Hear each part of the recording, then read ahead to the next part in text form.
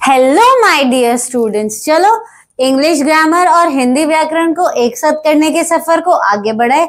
जैसे कि आप सभी को पता है कि हमने अपनी प्रीवियस क्लासेस से स्टार्ट किया था टाइप्स ऑफ प्रोनाउन, सर्वनाम के प्रकार, जिसमें से हमने पर्सनल प्रोनाउन व्यक्तिगत सर्वनाम क्या होता है, पोजेसिव प्रोनाउन अधिकारवाचक सर्वनाम क्या होता है, रिफ्लेक्सिव प्रोनाउन कर्मकर्ता सर्वनाम क्या होता है और डेमोन्स्ट्रेटिव प्रोनाउन प्रदर्शनवाचक सर्वनाम क्या होता है, ये ऑलरेडी कर लिया है। और अगर अभी तक आप लोगों ने वो वाली वीडियोस नहीं देखी तो उनको भी जाकर जरूर देखना, क्योंकि कोई भी सब्जेक्ट को एक सीक्वेंस में किया करो, एक ऑर्डर में करा करो, ताकि जो कॉन्सेप्ट है उसकी आपको बहुत अच्छे से क्लैरिटी हो जाए। क्लियर? अब आगे चलते हैं। आज हम करेंगे इंटेरोगेटिव प्रोनाउन, प्रश्नवाचक सर्वनाम।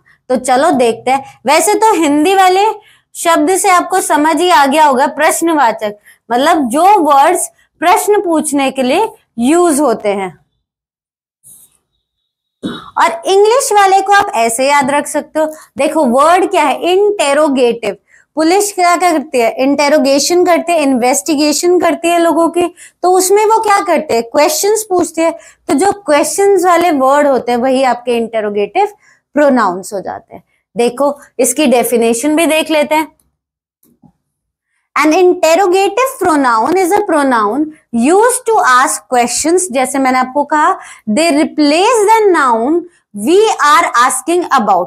हिंदी में देखो, एक प्रश्नवाचक सर्वनाम एक सर्वनाम है जिसका उपयोग प्रश्न पूछने के लिए किया जाता है। वे उस संज्ञा की जगह लेते हैं जिसके बारे में हम पूछ रहे हैं। क्लियर? और वैसे आपको ट्रिक से याद रखना तो मैंने बता ही दिया, पुलिस वाली ट्रिक से याद रख सकते हो इंटेरोगेटिव वाले वर्ड को। अच्छा, इंटेरोगेटिव वर्ड कहीं भी आए तो याद रखना क्वेश्चन पूछना। क्लियर?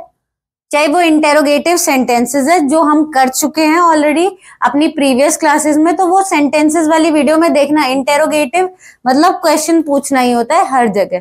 क्लियर? और आप लोगों ने वो वाली वीडियो नहीं देखी है तो उसको भी जाकर जरूर देखना, फिर आपको और ज्यादा हेल्प मिलेगी। तो चलो आगे चलते हैं।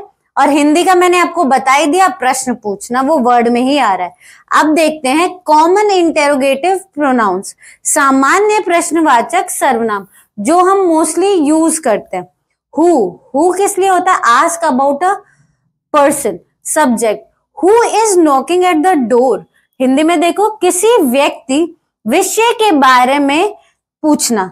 दरवाजा कौन खटखटा रहा है। अब यहाँ पे कौन आ गया तो उसका मतलब क्या हो गया, हु हो गया। हम किसी इंसान के बारे में पूछ रहे हैं कि कौन दरवाजा खटखटा रहा है, कौन डोर को जो है वो नॉक कर रहा है। तो जब भी हम पर्सन से रिलेटेड पूछेंगे और वो उस सेंटेंस का सब्जेक्ट होगा, विषय होगा, तो वहां पे हम हु यूज करेंगे। क्लियर? ये बहुत आसान होते हैं, इनको डेली लाइफ से कनेक्ट करके पढ़ो तो आप लोगों के लिए और इजी हो जाएंगे। सबसे पहले तो माइंड में यही रखना है कि इंटेरोगेटिव होता क्या है, क्वेश्चन वाले वर्ड्स है ना। प्रोनाउंस है तो वो क्वेश्चन वाले वर्ड्स जो नाउन्स को रिप्लेस कर रहे हैं। प्रश्नवाचक सर्वनाम क्या होता है, प्रश्न पूछने वाले शब्द, लेकिन कौन से वाले, जो संज्ञा को बदल रहे हैं। क्लियर? अब देखो नेक्स्ट है whom also ask about a person। Object, whom did you meet yesterday। तो यहाँ पे हिंदी में भी देख लो, किसी व्यक्ति वस्तु के बारे में पूछना, आप कल किससे मिले थे। अच्छा, हु भी पर्सन के लिए यूज होता है पूछने के लिए और whom भी, लेकिन हु हम तब यूज करते हैं जब हम सब्जेक्ट के रूप में उसको अपना रहे हैं, जब हम सब विषय के रूप में उसको यूज कर रहे हैं। यहाँ पे क्या है कि हम उसको एज अ ऑब्जेक्ट यूज कर रहे हो। क्लियर? तो ये डिफरेंस है, दोनों ही वैसे पर्सन के लिए यूज होता है। नेक्स्ट देखो, whose, ask about a possession or ownership। whose book is this। Hindi में देखो, किसका, कब्जे या स्वामित्व के बारे में पूछता है, यह किसकी किताब। जब भी हमें किसी से ये पूछना है या फिर किसी चीज पे ओनरशिप दिखा के पूछते हैं हम लोग कि ये किसकी है, जैसे यहाँ पे हमने क्या पूछा, whose book, तो हमने किसी जिसकी बुक है उसके बारे में पूछ रहे, तो उस बुक पे उसका ओनरशिप है, उसका अधिकार है, तो हम यहाँ पे क्या यूज कर रहे हैं, हुज वर्ड यूज कर रहे हैं। जैसे मैं सपोज पूछूं, मुझे अपनी टेबल पे एक पेन मिला, तो मैं कैसे पूछूंगी, हुज पेन इज दिस, मैं इसके ओनर के बारे में पूछ रही हूँ जिसका उस पर अधिकार है, इसीलिए हमने यहाँ पे हुज यूज किया। नेक्स्ट वर्ड है विच। विच यूज होता है जब हम कोई चॉइस देते हैं। Which is your favourite colour, Hindi में देखो कौन सा, किसी ज्ञात से किसी विकल्प के बारे में पूछना, आपका पसंदीदा रंग कौन सा है। जब हम किसी से चॉइसेस पूछते हैं, जैसे which is your favourite subject, कि आपका फेवरेट सब्जेक्ट कौन सा है, तो जब हम चॉइस देके किसी से पूछ रहे हैं तो वहां पे हम क्या यूज करेंगे, विच यूज करेंगे। नेक्स्ट वर्ड है what. Ask about a thing और आइडिया। देखो सबसे easy example, what is your name, किसी चीज या विचार के बारे में पूछना, आपका क्या नाम है ना। हम कैसे पूछते हैं, जब हम कोई नए स्कूल में जाते हैं या ट्यूशन पे जाते हैं या हम किसी नए लोगों से मिलते हैं, तो वो सबसे पहले क्या पूछते हैं, व्हाट इज योर नेम, तुम्हारा नाम क्या है। तो जब भी हमारा क्या आएगा तो इंग्लिश में उसकी जगह पे व्हाट आ जाएगा। ये बहुत आसान है, बस समझो और फिर करो, याद करने जैसा कुछ भी नहीं है, बस समझते हुए करते रहो। नेक्स्ट है की डिफरेंस, मुख्य अंतर, इंटेरोगेटिव प्रोनाउन और इंटेरोगेटिव एडजेक्टिव। ये मैंने अपनी लास्ट वीडियो में भी बताया था कि जब हम पोजेसिव प्रोनाउन और पोजेसिव एडजेक्टिव को डिस्कस कर रहे थे। देखो बच्चों, प्रोनाउन और एडजेक्टिव का जो डिफरेंस है ना, चाहे कहीं पे भी आ जाए, बस ऐसे याद रखना है कि जो प्रोनाउंस होते हैं वो नाउन को हटा ही देते हैं, वो उनको रिप्लेस कर देते हैं, और एडजेक्टिव क्या होते हैं, नाउन के साथ आते हैं, उनको और ज्यादा क्वालिफाई करते हैं, है ना। इसीलिए ये वाला डिफरेंस हमेशा याद रखोगे तो ये वाली चीजें आप लोगों के लिए आसान हो जाएगी। देखो, interrogative pronoun stands alone, no noun after it. अभी मैंने आपको बताया उसके बाद कोई संज्ञा नहीं आती। हिंदी में भी देख लो, प्रश्नवाचक सर्वनाम अकेला खड़ा है, इसके बाद कोई संज्ञा नहीं आती है। तुम्हारा, जैसे एग्जाम्पल के लिए व्हिच इज योर्स, तुम्हारा कौन सा है। जब भी हम प्रोनाउंस वर्ड यूज करते हैं तो बस उस टाइम पे माइंड में रखना कि मैम ने कहा था कि वो नाउन को रिप्लेस कर देगा, तो हमें यहाँ पे कोई नाउन नहीं दिखेगा। और जैसे ही हम एडजेक्टिव के बारे में देखते हैं तो पहले डेफिनेशन देखो फिर हम करते हैं। Interrogative adjective comes before a noun, Hindi में देखो संज्ञा से पहले आता है। आपकी कौन सी किताब है, विच बुक इज योर्स। अब देखो नाउन आ गया ना, यहाँ पे संज्ञा आ गई ना, किताब, बुक। और अगर आप लोगों को नहीं पता है कि नाउन क्या होता है, संज्ञा क्या होता है, तो उसकी भी वीडियो ऑलरेडी डल चुकी है, तो आप लोग उसको भी देख सकते हो, है ना। फिर ये करना तो आपको और अच्छे से समझ में आएगा। मैंने नाउन को, संज्ञा को बहुत ही इजी लैंग्वेज में समझाया है उन वीडियोस में। तो देखो अभी मैंने आपको बता दिया, जहां पे नाउन रिप्लेस करते हैं वहां पे प्रोनाउन आता है। जब उसको क्वालिफाई करना होता है, उसके साथ कोई वर्ड जुड़ता है, तो वो एडजेक्टिव होता है, वो आपका विशेषण होता है, वो उसकी विशेषता बढ़ा देता है। क्लियर। ये कई जगह पे बच्चे इस चीज में अटकते हैं कि possessive pronoun, possessive adjective, interrogative pronoun, interrogative adjective. तो अब से गलती मत करना, बस मेरी इस बात को याद रखना कि मैम ने कहा था कि प्रोनाउन जब आएगा तब नाउन नहीं होगा उस सेंटेंस में, और जब एडजेक्टिव आएगा तो वो जस्ट उसके पहले आ जाएगा, नाउन के पहले आ जाएगा, संज्ञा के पहले आ जाएगा, तो इजी हो जाएगा। देखो बच्चों, ग्रामर डिफिकल्ट नहीं है जिसको आप समझते हो, ग्रामर बहुत आसान है। पर ग्रामर को, जैसे आप मैथ्स करते हो तो सबसे पहले आप प्लस माइनस करते हो, फिर ही तो वर्ड प्रॉब्लम्स करते हो, है ना। ऐसे ही जब आप ग्रामर का थोड़ा सा बेसिक अपना क्लियर कर लोगे तो आगे जो एडवांस रहेगी वो आपके लिए बहुत आसान हो जाएगी, उसको आप चुटकियों में कर लोगे, है ना। और वर्ड्स के मीनिंग आप लोगों को पता होना चाहिए। जैसे अगर आपको प्रोनाउन पता है तो आप इंटेरोगेटिव प्रोनाउन बता पाओगे, है ना। एडजेक्टिव पता है तो आप इंटेरोगेटिव एडजेक्टिव बता पाओगे। संज्ञा पता है तो प्रश्नवाचक संज्ञा बता दोगे आसानी से।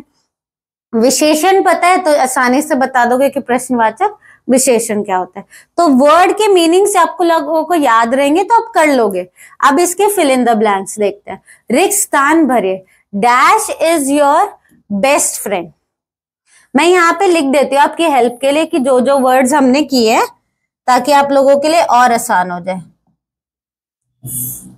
हमने किया था हु क्या होता है, whom क्या होता है, whose क्या होता है, which, what, कौन, कौन सा,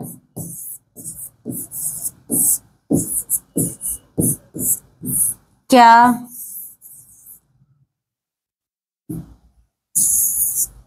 ये वर्ड्स हमने वहां पे देखा था। किसका। अच्छा, एक चीज और आप लोगों के माइंड में आती होगी कि मैम हिंदी और इंग्लिश को एक साथ क्यों कर रही है। तो बच्चों याद रखना कि जब आप, ये दोनों सब्जेक्ट्स तो सेम ही है, बस इनकी लैंग्वेज डिफरेंस है। एक तो आपका टाइम बचेगा जब आप उन दोनों सब्जेक्ट्स को एक साथ करोगे, है ना। दूसरा, कुछ बच्चों को हिंदी ज्यादा अच्छे से समझ में आती है और कुछ को इंग्लिश ज्यादा अच्छे से समझ में आती है। तो जब वो वाला सब्जेक्ट कर रहे होते हैं, उसमें ग्रामर कर रहे होते हैं, तो वो गूगल की हेल्प लेते हैं वर्ड्स के मीनिंग जानने के लिए। लेकिन यहाँ पे क्या है, मैंने दोनों को एक साथ ही कर दिया, तो आप लोगों का वो टाइम भी बचेगा और आपको और ज्यादा अच्छे से समझ में आएगा, और आप हर चीज ना कनेक्ट कर करके पढ़ पाओगे, जिससे आपकी जो अंडरस्टैंडिंग है ग्रामर से रिलेटेड, व्याकरण से रिलेटेड, वो और ज्यादा अच्छी हो जाएगी। क्लियर। अब देखते हैं, मैंने ये वाले वर्ड्स यहाँ पे लिख दिए हैं आप लोगों की हेल्प के लिए। तो अगर आप पॉज करके, वीडियो पॉज करके करना चाहोगे तो आप ट्राई कर सकते हो। अब हम देखते हैं इसको। Dash is your best friend, dash आपका सबसे अच्छा दोस्त है। तो यहाँ पे क्या आएगा, सबसे पहले तो एज अ सब्जेक्ट यूज करेंगे और किसी इंसान के बारे में पूछ रहे हैं, तो यहाँ पे क्या आएगा आपका, हु आएगा या हुम आएगा। एज अ सब्जेक्ट हु आता है, विषय में आपका जो है वो हु आता है, कौन आता है। क्लियर। और हुम किस लिए आता है, ऑब्जेक्ट के लिए आता है। सब्जेक्ट ऑब्जेक्ट की वीडियो भी ऑलरेडी डल चुकी है, तो आप लोग उसको भी देख सकते हो, तो आपको सब्जेक्ट से रिलेटेड, ऑब्जेक्ट से रिलेटेड और ज्यादा क्लियरिटी हो जाएगी। क्लियर। देखो यहाँ पे हम लिख देते हैं who is your best friend, कौन आपका सबसे अच्छा दोस्त है। नेक्स्ट सेंटेंस है dash is knocking at the door, dash दरवाजे पर दस्तक दे रहा है। तो यहाँ पे क्या आएगा, हु आएगा या हुम आएगा, हुम आएगा, क्योंकि ये एज अ ऑब्जेक्ट यूज हुआ है। और हिंदी में तो सेम ही रहेगा कि कौन दरवाजे पर दस्तक दे रहा है। नेक्स्ट है dash of these pens do you like, dash इन पेन में से क्या आपको पसंद है। अब देखो मैंने बताया था जब हमें चॉइस देखनी है तो अब हमारा क्या आएगा, विच आएगा। तो लिख दो फटाफट, यहाँ पे लिख दो इन, कौन सा इन पेन में से, कौन सा इन पेन में से आपका पसंद का है। लास्ट सेंटेंस है हमारा dash are you waiting for, dash क्या आप इंतजार कर रहे हो। देखो यहाँ पे क्या है कि किसका आ रहा है ना, तो यहाँ पे आ जाएगा whom are you waiting for, whom are you waiting for, किसका आप इंतजार कर रहे हो, किसका आप इंतजार कर रहे हो। अच्छा एक चीज इसको ठीक कर लो, यहाँ पे हु आएगा, हुम नहीं आएगा, क्योंकि ये भी एज अ सब्जेक्ट ही है। Who is knocking at the door, कौन दरवाजे पर दस्तक दे रहा है। अच्छा देखो अबे हमें यहाँ पे एक छोटा सा डिफरेंस पता चला है, तो हम उसको भी डिस्कस कर लेते हैं। जब हमें यूज करना था कौन, तो हमने यूज किया है हु। जब हमने यूज करना था किसका, तो हमने क्या यूज किया, whom यूज किया। आप इसको भी याद रख सकते हो, ये आपको और ज्यादा अच्छे से समझ में हेल्प करेगा, ये छोटी सी बात जो है। क्लियर। अब हम आगे बढ़ेंगे। चलो अगर स्क्रीनशॉट लेना है तो आई होप वो आप लोगों ने ले लिया होगा, तो इसलिए अब हम आगे चलते हैं। देखो इनडेफिनेट प्रोनाउंस, अनिश्चित कालीन सर्वनाम। An indefinite pronoun is a pronoun that does not refer to any specific person, place or thing. It talks about people or thing in a general way. एक अनिश्चित सर्वनाम एक सर्वनाम है जो किसी विशिष्ट व्यक्ति, स्थान या चीज को संदर्भित नहीं करता है। यह सामान्य तरीके से लोगों या चीजों के बारे में बात करता है। जब भी हमें एक ऐसा प्रोनाउन चाहिए जो स्पेसिफिकली ना बताए किसी चीज के बारे में, किसी इंसान के बारे में, है ना, किसी जगह के बारे में, और वो बताए उसको एक जनरल वे में, एक सामान्य तरीके से, तो वो हमारे इनडेफिनेट प्रोनाउन होते हैं, अनिश्चित कालीन सर्वनाम होता है। इसको देखो एग्जाम्पल से समझ पाओगे। Someone is at the door, specifically हमें नहीं पता है कि दरवाजे पे कौन खड़ा है, तो हमने क्या यूज किया, समवन यूज किया। हिंदी में देखो दरवाजे पर कोई खड़ा है जिसका हमें नाम नहीं पता और ये भी नहीं पता कि है कौन, है ना, तो वो वाले जो वर्ड्स होंगे, वो वाले जो प्रोनाउंस होंगे वो आपके इनडेफिनेट में आ जाएंगे क्योंकि उनके बारे में हमें नहीं मालूम है। नेक्स्ट देखो, एवरीबडी लव्स आइसक्रीम, आइसक्रीम हर किसी को पसंद होती है। यहाँ पे हर किसी हो जाएगा और यहाँ पे एवरीबडी हो जाएगा।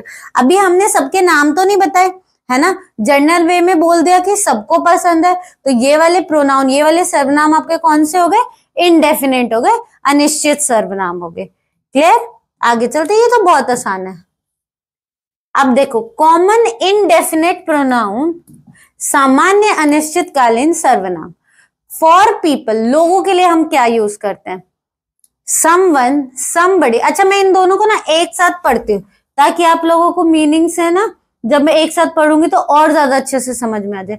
समवन कोई, समबडी कोई, एनीवन कोई भी, एनीबडी कोई भी, उसके बाद है हमारा एवरीवन हर कोई, एवरीबडी हर कोई, नो वन कोई नहीं, नोबडी कोई नहीं। देखो मैंने इन दोनों को एक साथ पढ़ा तो कितना अच्छे से समझ में आया ना। आप लोग भी इनको एक साथ ही पढ़कर करना तो आप लोगों को और अच्छे से समझ में आएगा और आपको पता चलेगा कि इन वर्ड्स को हमें कहाँ कहाँ यूज करना है ना। देखो अब चीजों के लिए हम क्या यूज करते हैं, अभी भी हम वैसे ही पढ़ेंगे। चीजों के लिए हम यूज करते हैं समथिंग कुछ, एनीथिंग कुछ भी, एवरीथिंग सब कुछ, नथिंग कुछ भी नहीं। क्लियर। नेक्स्ट है हमारा फॉर क्वांटिटी, नंबर, मात्रा या संख्या, संख्या के लिए ऑल सभी, फ्यू कुछ, मैनी कई, सम कुछ, एनी कोई भी, नन कोई नहीं, सेवरल कई, बोथ दोनों, ईच प्रत्येक, आइदर या तो, नाइदर ना तो, उसके बाद है हमारा वन एक। क्लियर। देखो जैसे ही हमने इनको एक साथ पढ़ा तो हमारा मीनिंग अपने आप ही क्लियर हो गया कि हमें कौन सा वर्ड कहाँ यूज करना है। और इनको ना आप एक बार स्क्रीनशॉट लेके ना 5-6 बार पढ़ लेना तो आपको और अच्छे से क्लियर हो जाएंगे कि हमें ये वर्ड्स कहाँ कहाँ यूज करने हैं। और बच्चों देखो ऐसा नहीं है कि ग्रामर में जो वर्ड्स है वो सिर्फ एक पर्टिकुलर टॉपिक में आएंगे कि ये सिर्फ नाउन में ही आएंगे या प्रोनाउन में ही आएंगे या सेंटेंसेस में ही आएंगे, नहीं, वो हर जगह आ सकते हैं। लेकिन आपको बस ये पता होना चाहिए कि इसको कहते क्या है, इसका हम यूज कहाँ करते हैं। जैसे नाउन है उसका हम यूज कहाँ करते हैं, नेमिंग वर्ड्स के लिए। प्रोनाउन को कहाँ यूज करते हैं, सर्वनाम को कहाँ यूज करते हैं, जब हमें नाउन को रिप्लेस करना होता है, संज्ञा को बदलना होता है। तो ऐसे ही याद रखना है आपको, यू रटना नहीं है ना। तो प्रैक्टिस बहुत जरूरी है ग्रामर में। डेली कम से कम 10-15 मिनट ग्रामर की जरूर प्रैक्टिस किया करो। अब देखो इंपॉर्टेंट पॉइंट, महत्वपूर्ण, पहले देखो, इनडेफिनेट प्रोनाउंस आर वैग general, they do not give exact identity. अनिश्चितकालीन सर्वनाम अस्पष्ट सामान्य होते हैं, वे सटीक पहचान नहीं देते। अभी अभी मैंने बताया कि आप लोगों को स्पेसिफिकली पता नहीं होता है, आप बस एक जनरल वे में बताते हो। जैसे अगर मैं कहूं कि nobody likes black colour in my class, लेकिन मैंने किसी का नाम नहीं लिया ना, मैंने तो सबको ही बोल दिया। तो जब आप जनरल वे में बोलते हो तब आप ये वाले प्रोनाउंस यूज करते हैं। इन शॉर्ट, संक्षेप में, इनडेफिनेट प्रोनाउंस और are not definite, not specific. For example जैसे someone, anyone, few, many, all, none etcetera. अनिश्चित सर्वनाम, निश्चित नहीं, विशिष्ट नहीं, कोई, कोई भी, कुछ, कई, सभी, कोई नहीं, आदि। क्लियर, आगे चलते हैं। फिल इन द ब्लैंक्स, रिक्त स्थान भरे। सबसे पहले है हमारा, एक सेकेंड, सबसे पहले है हमारा dash has left their umbrella in the classroom, someone या नोबडी। डैश ने कक्षा में अपना छाता छोड़ दिया है। समवन, किसी ने छोड़ दिया है, तो हम somebody, समवन यूज करेंगे। अगर छाता छोड़ा है तो किसी ने तो छोड़ा ही होगा, तो हम नोबडी तो यहाँ पे यूज ही नहीं कर सकते, इसका तो कोई सेंस ही नहीं बनेगा यहाँ पे। तो हमको यहाँ पे आप ना, डैश ने कक्षा में अपना छाता छोड़ दिया, तो आप यहाँ पे किसी ने कर लेना, किसी ने कक्षा में अपना छाता छोड़ दिया। I looked everywhere but I found dash, मैंने हर जगह देखा लेकिन मुझे डैश मिला। अब देखो, बट आई फाउंड, उसने हर जगह देखा तो, लेकिन उसने बट यूज किया, तो इसका मतलब उसे कुछ भी नहीं मिला। तो यहाँ पे क्या आएगा, बट आई फाउंड नथिंग, मुझे कुछ नहीं मिला। क्लियर, जैसे अगर आप कोई पेन गुम गया है ना, आप क्लास में ढूंढने गए, आप बोलते हो मैंने हर जगह देखा लेकिन मुझे, लेकिन वर्ड आ गया तो मतलब आपको मिला नहीं है, इसीलिए हमने यहाँ पे नथिंग यूज किया है, कुछ नहीं यूज किया है। नेक्स्ट देखो, dash can solve this question if they try, anyone या नथिंग। अगर वो बोल रहा, पहली बात तो नथिंग तो आ ही नहीं सकता क्योंकि वो थिंग के लिए, इंसान के लिए नहीं है, और हम क्वेश्चन कौन सॉल्व करेगा, कोई इंसान ही सॉल्व करेगा, इसीलिए ये तो अपने आप ही क्लियर था कि anyone can solve this question if they try.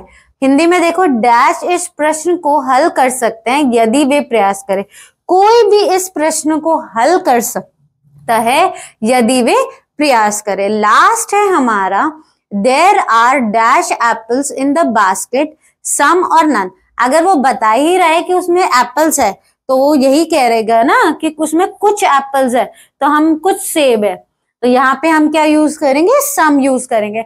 अच्छा, बच्चों को ये और दिक्कत आती है कि वो चैप्टर तो उनको समझ में आता है लेकिन वो एक्सरसाइज नहीं कर पाते, तो वो आएगी आप लोगों को प्रैक्टिस करने से। चलो अब हम ना इनको एक बार क्विकली रिकैप कर लेते हैं कि अभी तक हमने क्या किया। सबसे पहले हमने देखा कि इंटेरोगेटिव सर्वनाम क्या होता है, प्रश्नवाचक सर्वनाम क्या होता है, इंटेरोगेटिव प्रोनाउन क्या होता है। तो मैंने बताया कि बस ऐसे याद रखना, प्रोनाउन क्या होता है, जो नाउन को रिप्लेस करता है, संज्ञा को बदल देता है। इंटेरोगेटिव, पुलिस वाले एग्जाम्पल से याद रखना, क्वेश्चन पूछना। तो जब भी हमारे क्वेश्चन पूछने वाले प्रोनाउंस आएंगे, सर्वनाम आएंगे, तो वो आपके इंटेरोगेटिव प्रोनाउंस हो जाएंगे। उसके बाद हमने उन दोनों में डिफरेंस देखा कि इंटेरोगेटिव प्रोनाउन, प्रश्नवाचक सर्वनाम, और इंटेरोगेटिव एडजेक्टिव, प्रश्नवाचक विशेषण में क्या फर्क होता है। तो वो मैंने आपको कैसे बताया कि आपको बस ये बातें याद रखनी है कि जो प्रोनाउन होता है वो नाउन को बदल देता है, जो संज्ञा होती है, वो जो सर्वनाम होती है वो संज्ञा को बदल देती है, और विशेषण क्या करता है, उसको विशेषता देता है, उसको और ज्यादा क्वालिफाई करता है, तो वो नाउन के साथ आता है। क्लियर। उसके बाद हमने देखा इनडेफिनेट प्रोनाउंस क्या होते हैं, अनिश्चित सर्वनाम क्या होते हैं। जब हमें स्पेसिफिकली पता नहीं होता कि हम किस चीज के बारे में बात करें, किस इंसान के बारे में बात करें, किस जगह के बारे में बात करें, हम बस जनरल वे में बोल देते हैं, सामान्य तरीके से बोल देते हैं, तो वो हमारे इनडेफिनेट प्रोनाउंस होते हैं, हमारे अनिश्चित सर्वनाम होते हैं। अब जो हमारे नेक्स्ट 2 टाइप्स है उसको हम अपनी नेक्स्ट क्लास में करेंगे, ताकि आप लोगों के लिए क्लास बोरिंग ना हो जाए, और थोड़ा थोड़ा करते चलो, पर समझ समझ के करते चलो। और अगर आपको हमारी वीडियो अच्छी लगी तो please like, share and subscribe and comment also. Thank you.